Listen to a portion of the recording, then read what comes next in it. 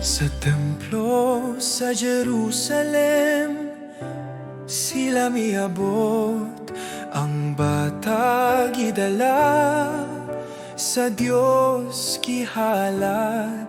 Simeon nga balaan, puno sa Espiritu, nakita ang manluluwas, kasing-kasing na puno.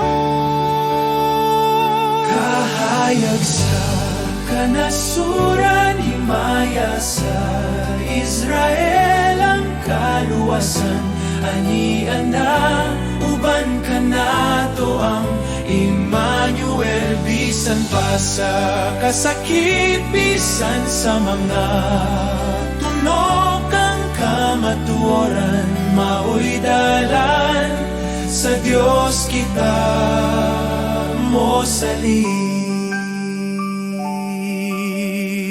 Apan may pulong nga mahaid, samad sa kasing-kasing, timaan sa pagsulay kang Maria gitag niya. Ang kamatuoran masakit, apan kini